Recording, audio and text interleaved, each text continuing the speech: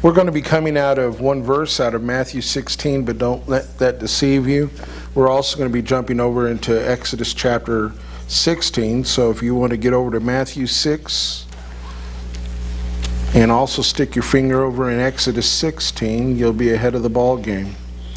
In the history of humanity, there have been words and phrases that carry with them such historical significance that when they are uttered, they immediately transport the hearer back in time.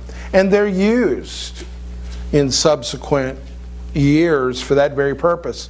I knew a couple whose son was killed in Iraq right after we first went in. And I wrote them to express my sympathy and my prayers for them. And I said, that your son had given the last full measure of devotion. And that I stole from Abraham Lincoln and his Gettysburg Address. In 1939 into 42, a phrase wasn't so well known in the West, but would come to be very familiar, and even to this day evokes strong feelings whenever you hear the term the final solution to the Jewish question, or for the Jews to mention the selection. Those are words that are just pregnant with baggage. And as we were reminded this weekend with the passing of Neil Armstrong, who will ever hear, one small step for man, one giant leap for mankind, and not think back to that night you watched Neil take them first steps on the moon. And by the way, I found out this morning Bob knew him and has had dinner at his house. And so I touched him. It's as close as I'll ever get to Neil Armstrong.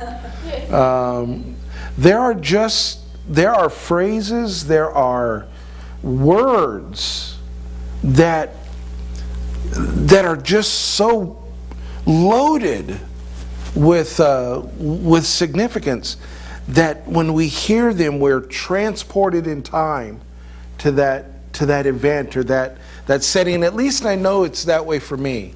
And I believe it was that way in Jesus' time, because if you'll remember reading through the New Testament, one time Jesus said to them, I am the way, the truth, and the life. And the people got upset, and it says they picked up stones to stone him. And we read it and go, well, why? It's because he used the words ergo I me, which is what the Septuagint rendered when Moses said, who shall I say sent me? And God said, I am that I am. And Jesus claimed to be God. And they understood that when he uttered those words. That's why they sought to stone him. And so it is with today's passage here. We're going to pick one more part out of the Lord's Prayer that we hear from preachers and we hear from teachers, and we've probably even read ourselves and miss the greater significance. When Jesus uttered the words, give us this day our daily bread, Jesus was reaching back into Jewish history and was going directly to their wilderness experience. He was tapping in and intentionally identifying with Israel's traveling through the wilderness and their need, not just their want, but their need for daily sustenance.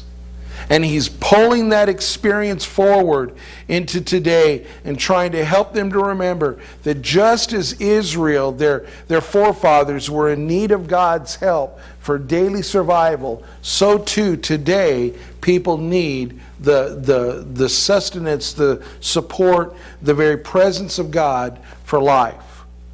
So we would be amiss if we didn't jump back over into Exodus chapter 16, beginning in verse 12. And I don't know if you're familiar with that event. I don't know if it's been a while since you've read it. I'm sorry to say that in this day and age, people are increasingly biblically illiterate. When you mention to them even such things as Noah, that they really don't know, what it is. Maybe they're somewhat familiar, so I thought we needed to go back and we needed to become familiar with that. So in chapter 16, God's provided manna, He's provided meat, but it comes down to this in verse 12. The Lord says, I have heard the grumbling of the sons of Israel. Speak to them, He's talking to Moses, saying, at twilight you shall eat meat, and in the morning you shall be filled with bread, and you shall know that I, Yahweh, am your God. So it came about at evening that the quail came up and covered the camp, and in the morning there was a layer of dew around the camp. When the layer of dew evaporated, behold, on the surface of the wilderness, there was a fine flake-like thing, fine as the frost on the ground. When the sons of Israel saw it, they said to one another, what is it? For they did not know what it was. And Moses said to them, it is the bread which Yahweh has given you to eat. This is what Yahweh has commanded. Gather of it every man as much as he should eat. You shall take an omer apiece, according to the number of persons each of you has in his tent. And the sons of Israel did so, and some gathered much, and some gathered little. When they measured it with an omer, he who had gathered much had no excess, and he who had gathered little had no lack. Every man gathered as much as he should eat. Moses said to them, let no man leave any of it until morning. But they did not listen to Moses, and some left part of it until morning, and it bred worms and became foul, and Moses was angry with them. They gathered it morning by morning, every man as much as he should eat, but when the sun grew hot, it would melt. Now, keep your finger there, because this is the first really detailed account of that experience. And it's this that Jesus is tapping into as he says to them in that prayer, give us this day our daily bread. He is directly referencing this. And so I think there's some truths here that need to be identified, but let's first kind of pick it apart and understand what it is that is happening here. Now you'll remember that Israel had left Egypt about 3 months earlier, 2.5. And they had carried with them everything that they had, because, I don't think you find too many Circle K's or Walmarts in the Sinai, at least at that time. And so everything they needed for their survival, every bit of covering, every bit of housing, every bit of food, anything that they needed, they had to carry with them. And as inevitably would happen in time, that would run out. And they were in a place that was incapable of supporting them. That would kind of be like saying, you know what? I'm going to walk from here to San Diego, and I'm going to follow Interstate 8. And along the way, you got Buckeye, and you got Gila Bend, and then you got a whole lot of nothing. And if you run out of water, if you run out of food, you'd be lucky if you caught a roadrunner or a squirrel. No, not a squirrel, a lizard. Maybe you could cut open a cactus, but we're talking probably somewhere in the area of 2 million people, 3 million people. There's just not enough out there to support them, and that's important to note. They are in a wilderness, and their survival could not be sustained by what was in the land. So when what they had brought with them began to run out, they were in dire straits. They packed everything they could, but that was it. So it behooved Yahweh to look after them. Their very survival depended upon God's care and intervention. And a matter of fact, if you look at that, he kind of tells them, I've heard of your need, and I want you to know that I've heard of it. He's aware of what's going on, and he's promised as his Lord and they as his children that he would take care of them. So their very survival depends upon God doing that. So he does. He tells them that I'll give you quail and I'll give you bread.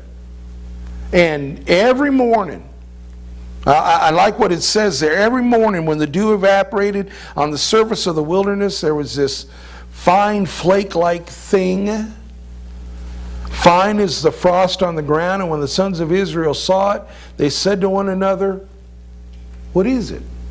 If it had happened today, they'd have said, what's up? You know what manna means?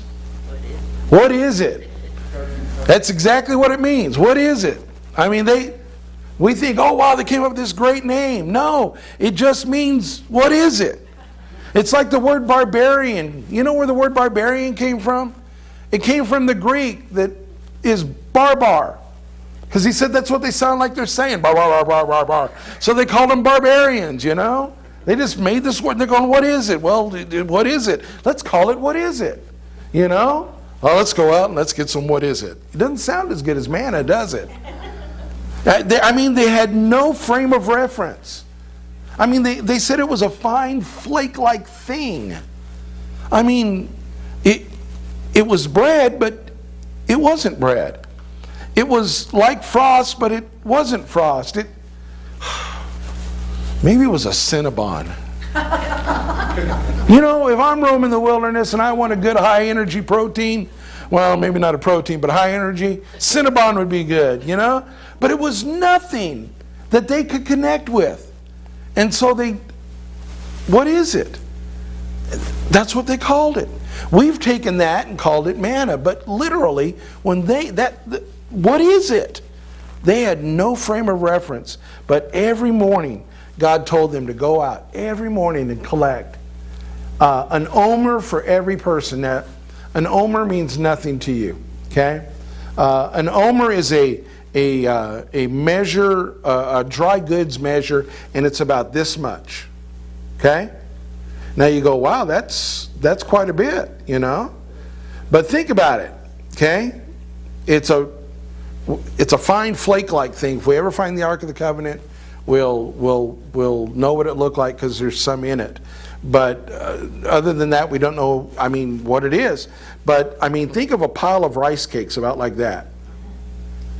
That ain't going to go much, you know. Think of a pile of puffed rice about like that, you know. You know, if it was a pile of steak or something, yeah, that's quite a bit. But, you know, this is a pile of stuff about like that, and, you know, it's manna. But every day, every person went out, and however many you had in your family, you gathered an omer, a gallon, for them. So if you had 4, you gathered 4. If you had 5, if there's just one. Every day they went out, and God would use that to meet the sustenance needs of each person. Every day. The Bible tells us, though, that some people, well, they weren't quite sure about this fine flake-like thing. So some of them would go out and they'd collect 2 omers. Because they'd say, well, you know, maybe there's not going to be any here tomorrow, right? You know, you can't really rely on God to come through because this stuff's pretty weird. And, you know, it shouldn't be there to begin with. So, you know, maybe God won't come through. So they would collect 2. And the next day, when they opened up their supply, it was maggoty. It was foul. I mean, so the idea is it not just didn't look good, it didn't smell good. All right? These folks, rather than trust God, decided to take what He had provided and try to take care of themselves, and it became a mess.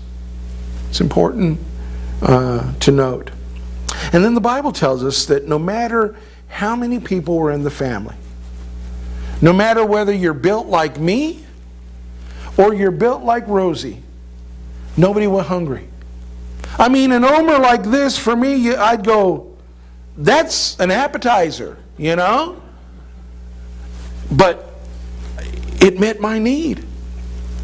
And it met her need. And it met anyone's need. So this is the narrative that Jesus was tapping into. He was also tapping into the greater story of this. This was an opportunity for Israel to come to understand God and to come to understand His care for them. Matter of fact, in verse 12, before God tells him any of it, He says this, I've heard your grumblings. Moses, tell them this, at twilight you shall eat meat, and in the morning you will be filled with bread, and you will know that I am Yahweh, your God. The whole point of the experience was that Israel would learn who God was and that He was there for them.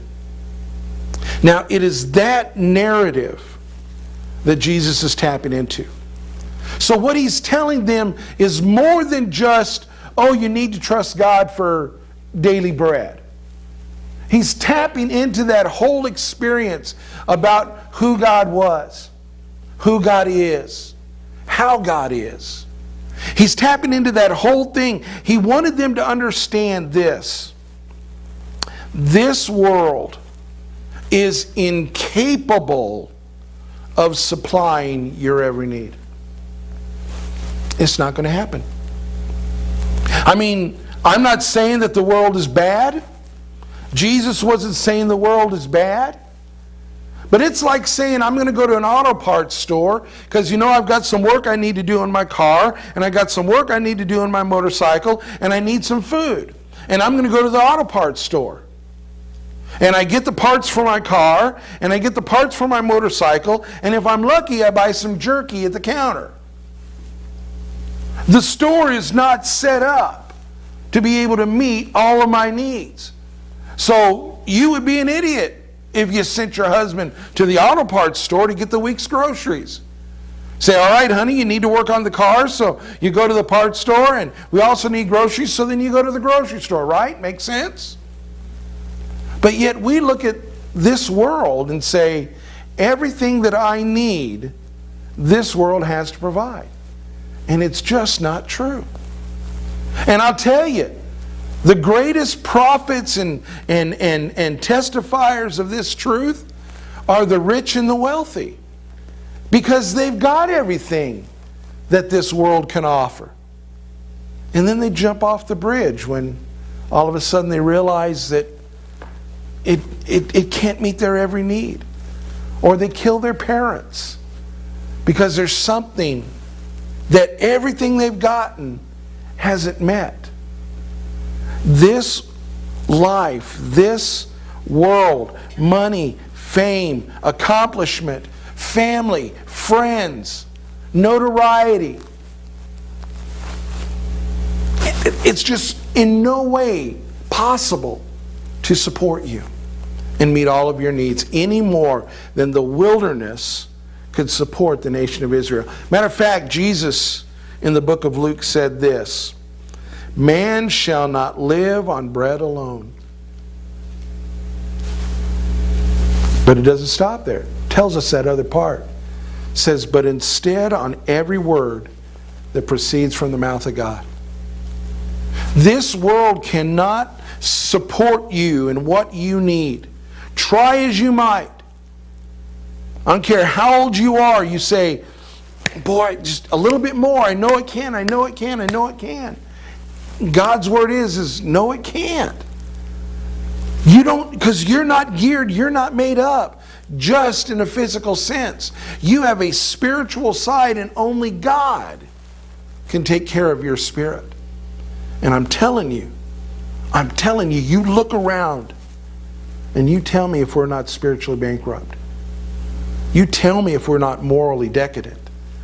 Because the reality of the matter is that this world can't address those things. Man has a need for God.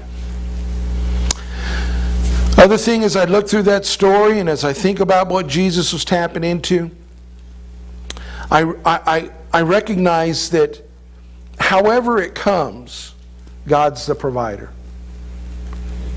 However it comes, God's the provider. And I think Jesus wanted them to understand that as well. Because you'll remember in the account in Exodus, it said in the morning they collected,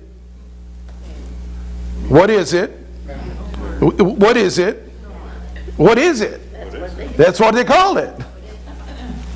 In the morning they collected manna, and in the evening they collected quail, meat, I'd like to think that it just showed up like it does at Costco, already roasted in the little deal, but it didn't. The Bible says that the wind brought the quail in and set them down on the ground. Not that that's a hard thing to do for quail. I really, that's one of the questions I have for God. It's like they got wings, they know they can fly, but they walk. Okay, so it's not hard to get a quail on the ground, but the wind brought them in and set the quail down, and they had to go out and get it. Now, do you understand what's going on here? Do you see the picture? Did they know what quail was? You suppose they'd seen quail before? That's quail. Didn't call it manna. I know what that is. Y'all know what the fastest bird in the world is? It's the Ethiopian chicken. People aren't hungry in Ethiopia. Them birds have gotten fast. Right? They know what quail are. They've seen quail before. It's a natural thing. Is it natural for quail to sit on the ground? Yeah, we see them all the way through town. They're like the rabbits. Well, I'll tell you, they just decide to set a road and wait for a car and run out in front of you. You know? They're there. So the presence of quail and the presence of quail on the ground was not supernatural. They were natural elements. What was supernatural was that they were all gathered in a place in such mass quantity, right? So in one instant, in the evening, God used natural things to meet their need. He didn't produce meat out of nowhere. He didn't give them like prime rib. Yeah, he didn't give them, like gawanga bird they'd never seen before, He gave them a natural thing. The only thing abnormal about it was every day there was always this mass of quail. So he used a natural means to provide for them. But in the morning, he used something they'd never seen before. Something that after they entered the promised land, they never saw again. So God provided supernaturally, and God had provided naturally. You see that? But yet we think that when we go out and get the quail, it's us. And the big things that we didn't see coming, well, that's God. But Jesus would have us understand that whether you go out and get the quail or whether you find something that you didn't anticipate, God's still the provider. Because Israel found that out. I'd like to think one evening they went out to get quail and there wasn't any. And God said, what you looking for? I didn't provide you any, did I? Those people that gathered up too much, manna in the morning. God's going, what are you doing? I'm going to give you some tomorrow.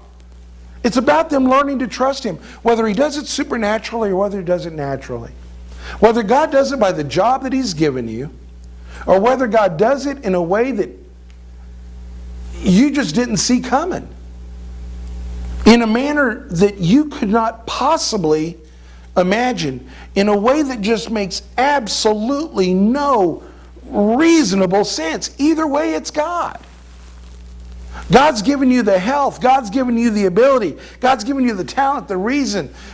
God's given you that capability of going out and doing naturally as well as what God does in ways that you could not even master for yourself. And we need to remember that. God's the provider, not us. Now, we may have to get up and go get it. I mean, God didn't have the quail walk into the tent and hop into the skillet. God didn't have the manna floating off the plane and land on their plate. They had to go out and get it. But if God hadn't provided it, there'd have been nothing there to provide. There'd have been nothing there for them to go out and get.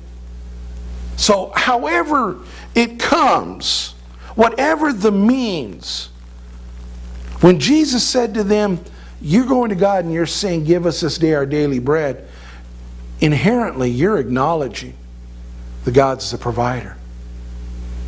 God's giving that opportunity and that means for meeting my need. So, not only is this world incapable of providing all of our needs, God is the only one that's capable of ultimately providing any of our needs. And not only that, whatever the size of your family, whatever the circumstance that you're in, God is adequate to provide for you. God can satisfy you. Now, I'm glad I don't have to hunt for a living. I do all of my hunting at Bash's and Costco and Walmart. I mean, and I never have to expend a single shell or work up much of a sweat. All I got to do is go get it, you know. I'm really glad that it's not up to me to go fishing to feed my family, or we'd be hungry. You know, I drop a line in the water and the fish go, you know. If I went out to hunt, I'd drop sight on Bambi and he'd be little eyes like that, and I'd let him go.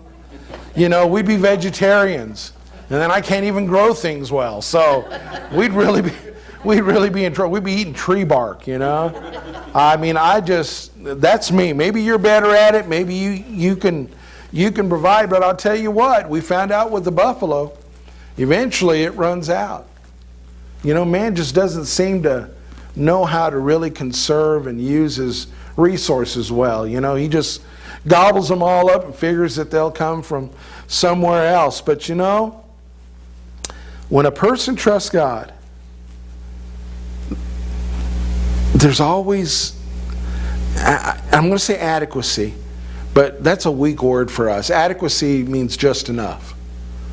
You know, God is always adequate to the need. Whatever the need is. Whether it's physical, emotional, spiritual, mental, whatever the need is, God is adequate. He's inexhaustible.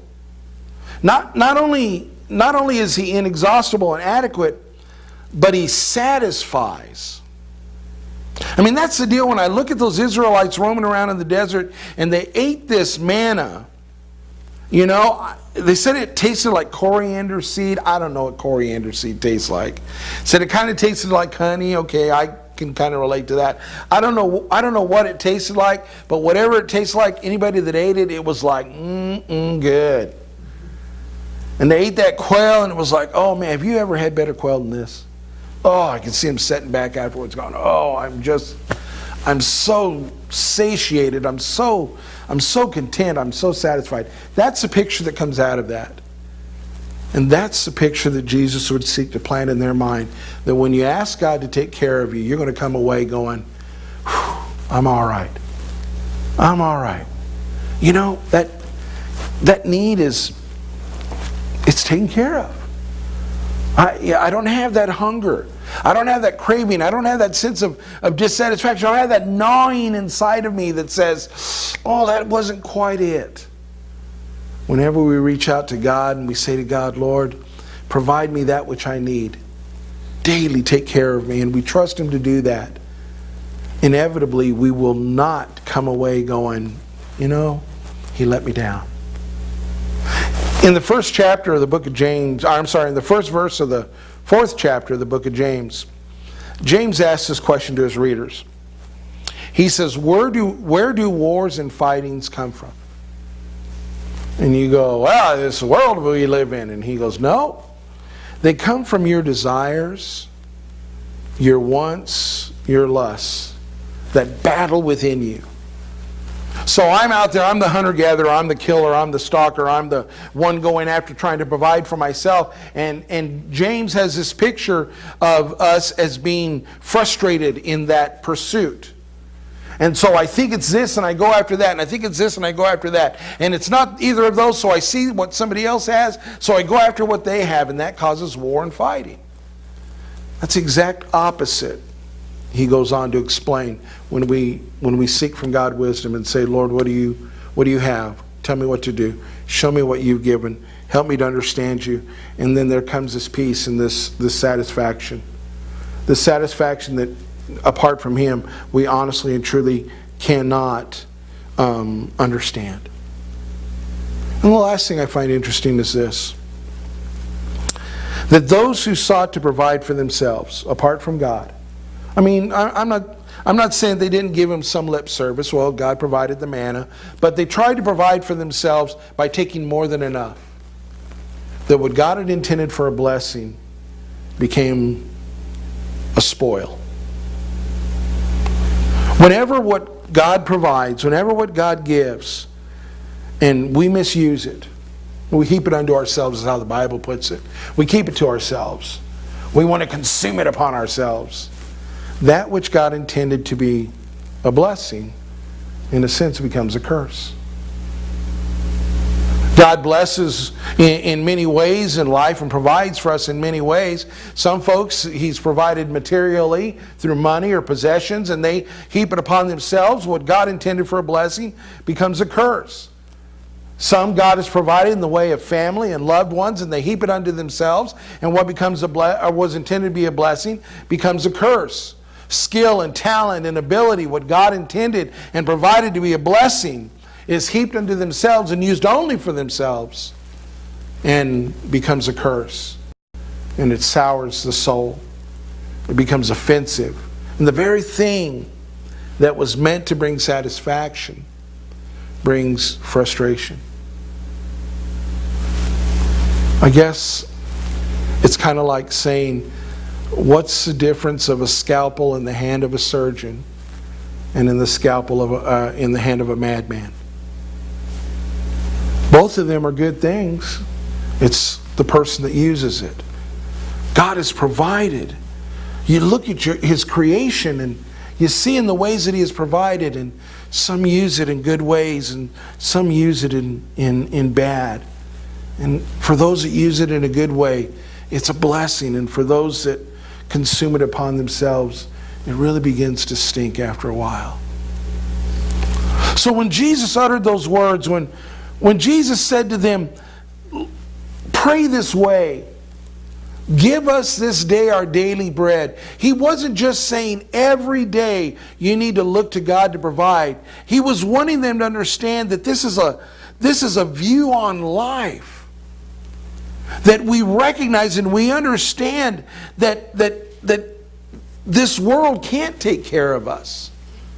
That really only God can take care of you. In the totality of who you are, only God is capable of taking care of you. And only then, when we let God take care of us in the way that He intends, rather than try to use God to, accomplish our own means. So would you bow your heads with me? Would you wait with me before God? Would you consider this as we get ready to close out? Lord, may we each recognize today that we are frail and dependent creatures. That as capable as You have made us, You never intended us to be a people to live apart from You. We are meant, if nothing else, in the remembrance of every breath, we're meant to rely on You. Help us to recognize this. Help us to live in that blessed dependence. And Lord, as we do so, may we experience the full, abundant, and meaningful life that You seek to provide. So Lord, with my brothers and sisters this morning, with all that are here, I ask You to help us to look at our lives and to question whether or not every day we embrace our daily need for You.